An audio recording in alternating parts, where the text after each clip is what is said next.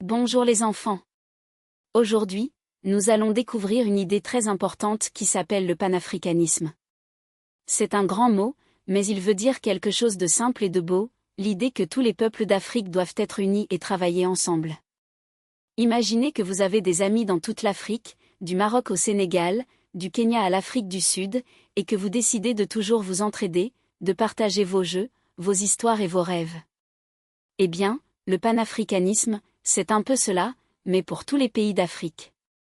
C'est l'idée que les Africains, où qu'ils soient dans le continent ou même dans le monde, forment une grande famille. Cette idée est née il y a très longtemps, au début du XXe siècle, quand beaucoup de pays africains étaient encore sous la domination de pays européens. Des hommes et des femmes sages, comme Marcus Garvey, W.E.B. Du Bois, Kwame Nkrumah, Patrice Lumumba ou encore Julius Nyerere, ont commencé à dire « Nous, les Africains, nous sommes forts et nous avons une histoire magnifique. Nous devons nous unir pour être libres et pour construire un avenir meilleur pour nos enfants. » Et vous savez quoi? Leurs idées ont fait le tour du monde. Aujourd'hui, le panafricanisme nous rappelle que l'Afrique est un continent riche de culture, de langues, de musique et de danse. Il nous apprend aussi que quand on est unis, on peut surmonter les difficultés. Par exemple, quand un pays d'Afrique a un problème, les autres pays peuvent l'aider. C'est comme dans une classe, si un camarade tombe, on l'aide à se relever. Le panafricanisme, c'est aussi la fierté d'être africain. Cela veut dire aimer son pays, mais aussi aimer tout le continent. C'est comme une grande mosaïque, chaque petit morceau est différent et beau, mais ensemble ils forment une image magnifique. Alors, préparez-vous, car nous allons voyager à travers l'histoire et les idées du panafricanisme. Nous allons apprendre comment des hommes et des femmes courageux ont lutté pour que l'Afrique soit libre et unie. Nous allons aussi voir comment, aujourd'hui encore, le panafricanisme vit dans les chansons, les films, les livres et dans le cœur de millions de personnes. Ce cours est pour vous, les enfants, car vous êtes l'avenir de l'Afrique et du monde.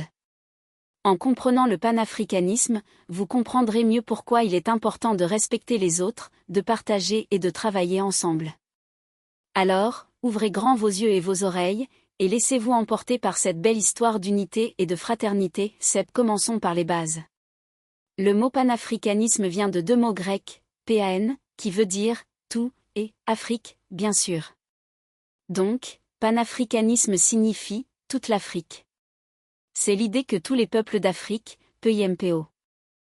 C'est l'arrivée de Nelson Mandela au pouvoir. Aujourd'hui, l'OUA a été remplacée par l'Union africaine, qui continue de travailler pour l'unité et le développement. Le panafricanisme, c'est aussi une culture. C'est la musique, comme l'afrobeat de Fela Kuti, les danses, les vêtements comme le boubou ou le kente, les contes et les légendes. C'est l'idée que l'Afrique a une richesse immense et qu'elle doit être fière d'elle-même. Maintenant, entrons plus profondément dans l'histoire du panafricanisme. Vous vous souvenez que je vous ai parlé de Marcus Garvey et de W.E.B. Du Bois.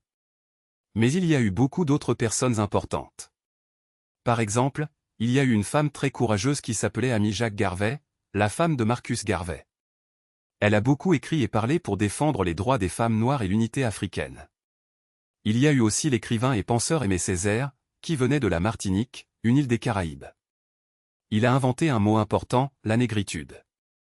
La négritude, c'est la fierté d'être noir.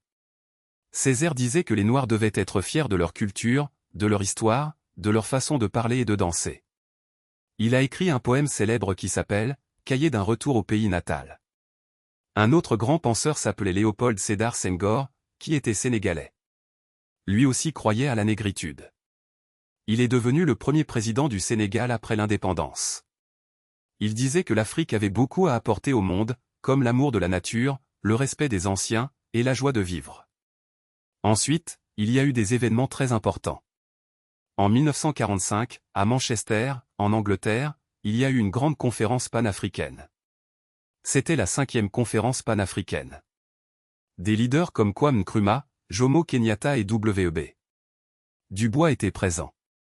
Ils ont décidé qu'il fallait agir rapidement pour que les pays africains deviennent indépendants. Et ils ont réussi. En 1957, le Ghana est devenu le premier pays d'Afrique subsaharienne à devenir indépendant. Kwame Nkrumah était son premier président. Il a invité des leaders du monde entier pour célébrer. Il a dit un jour, l'indépendance du Ghana est sans signification tant que toute l'Afrique n'est pas libre. Cela montre bien l'esprit panafricain, on ne pense pas seulement à son propre pays, mais à tout le continent. Après le Ghana, d'autres pays ont suivi. En 1960, beaucoup de pays africains sont devenus indépendants, le Sénégal, le Mali, le Nigeria, la Côte d'Ivoire, le Cameroun, le Congo, et bien d'autres. On appelle cette année l'année de l'Afrique. Mais le panafricanisme ne s'est pas arrêté là. Il a continué à évoluer. Par exemple, il y a eu des tentatives de créer des fédérations, c'est-à-dire des unions de plusieurs pays. La Fédération du Mali a réuni le Sénégal et le Mali pendant quelques mois en 1960, mais Hélène. Africaine. Les descendants d'Africains qui vivent en Amérique, dans les Caraïbes, en Europe, sont-ils considérés comme des Africains? Beaucoup de panafricanistes disent oui. Marcus Garvey disait que tous les Noirs du monde étaient des Africains. Aujourd'hui, l'Union africaine a reconnu la diaspora comme la 6e région de l'Afrique, après l'Afrique du Nord, l'Ouest, le Centre, l'Est et le Sud. Cela signifie que les personnes d'origine africaine vivant ailleurs peuvent participer au projet de développement de l'Afrique. Par exemple, des scientifiques, des artistes, des entrepreneurs de la diaspora aident à construire des écoles, des hôpitaux, des entreprises en Afrique. Le panafricanisme, c'est aussi un mouvement spirituel. Beaucoup de personnes croient que l'Afrique est le berceau de l'humanité. Les premiers humains sont apparus en Afrique, il y a des millions d'années. Donc, en étant panafricain, on célèbre l'origine de toute l'humanité. C'est une grande responsabilité. Cela nous rappelle que nous devons prendre soin de notre planète, de nos forêts, de nos rivières, de nos animaux. Par exemple, le parc national du Serengeti en Tanzanie ou la forêt du bassin du Congo sont des trésors pour le monde entier. Le panafricanisme nous invite à protéger ces trésors. Enfin, il y a des critiques du panafricanisme. Certains disent que c'est un idéal trop grand, que les pays africains sont trop différents pour être vraiment unis. D'autres disent que les dirigeants africains n'ont pas toujours appliqué les idées panafricaines dans leur propre pays. Par exemple, certains présidents sont restés trop longtemps au pouvoir, ou ont favorisé leurs familles et leurs amis au lieu de penser à tout le continent. Mais ces critiques ne doivent pas nous décourager. Le panafricanisme reste un espoir, un rêve pour lequel beaucoup de gens ont lutté et luttent encore. Comme disait Nelson Mandela, l'éducation est l'arme la plus puissante pour changer le monde. Et le panafricanisme, c'est une forme d'éducation qui nous apprend à être solidaires, respectueux et fiers de notre identité. Voyons maintenant comment le panafricanisme s'applique dans notre vie de tous les jours et comment il se relie à d'autres matières que vous apprenez à l'école. D'abord, en géographie, vous étudiez les pays d'Afrique. Le panafricanisme vous encourage à connaître tous ces pays, leurs capitales, leurs fleuves, leurs montagnes. Par exemple, savez-vous que le plus long fleuve d'Afrique est le Nil? Il traverse 10 pays. C'est un symbole d'unité. Ou que le lac Victoria est partagé entre le Kenya, l'Ouganda et la Tanzanie.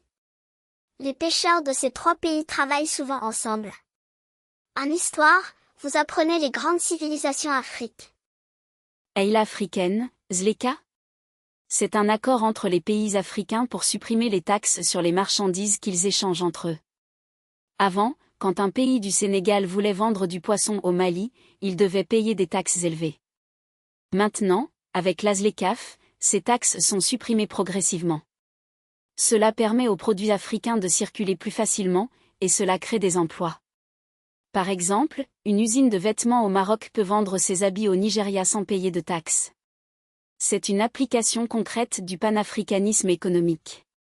Ensuite, la monnaie unique africaine. C'est un projet ambitieux. Imaginez que vous puissiez utiliser la même pièce de monnaie au Sénégal, au Kenya, en Afrique du Sud et en Égypte. Cela s'appellerait l'afro ou l'éco.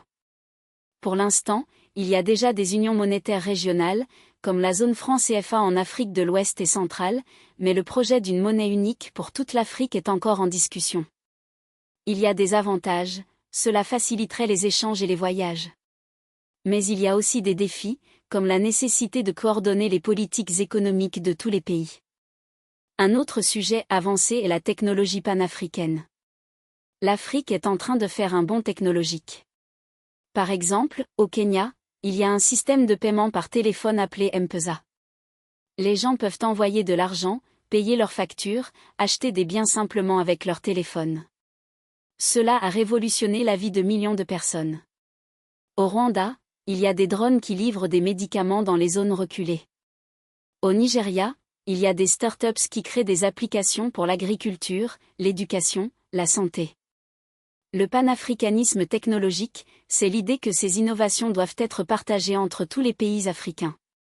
Par exemple, un agriculteur au Ghana peut utiliser une application créée au Kenya pour savoir quand planter ses cultures. Il y a aussi des projets de câbles sous-marins pour connecter l'Afrique à Internet. Le panafricanisme, c'est aussi la philosophie. Des penseurs comme Kwame Nkrumah, Léopold Sédar Senghor, Frantz Fanon, Aimé Césaire, et plus récemment Achille Mbambe ou Felwine Sarr, ont écrit sur l'identité africaine, la décolonisation, l'afrofuturisme. L'afrofuturisme, c'est l'idée d'imaginer un futur où l'Afrique est puissante, technologique, et fière de ses racines. Par exemple, le film « Black Panther » est un exemple d'afrofuturisme. Il montre un pays imaginaire, le Wakanda, qui a préservé sa culture et est devenu la nation la plus avancée du monde. Cela inspire les jeunes Africains à rêver grand. Un autre thème avancé est le panafricanisme et l'environnement. L'Afrique est le continent qui souffre le plus du changement climat. Amadou Koumba. Enfin, discutez avec vos parents, vos grands-parents, vos voisins. Demandez-leur ce qu'ils savent du panafricanisme, s'ils ont vécu l'indépendance de leur pays, s'ils connaissent des chants ou des danses traditionnelles. Plus vous parlerez, plus vous apprendrez. Et n'oubliez pas, le panafricanisme, c'est avant tout une histoire d'amour et de respect. Aimez l'Afrique, respectez ses peuples, et vous serez un vrai panafricain. Si vous voulez en savoir encore plus sur le panafricanisme, voici quelques idées. Vous pouvez lire des livres adaptés à votre âge, comme « L'Afrique racontée aux enfants » de Raphaël Hadid, ou « Les enfants du monde, Afrique » de Stéphanie Ledu. Vous pouvez aussi regarder des dessins animés ou des films qui parlent de l'Afrique, comme « Kirikou et la sorcière » de Michel Oslo, ou « Mali Blues » sur la musique africaine. Sur Internet, il y a des sites éducatifs comme « Afrique en jeu » ou « Kid Africa » qui proposent des quiz, des jeux et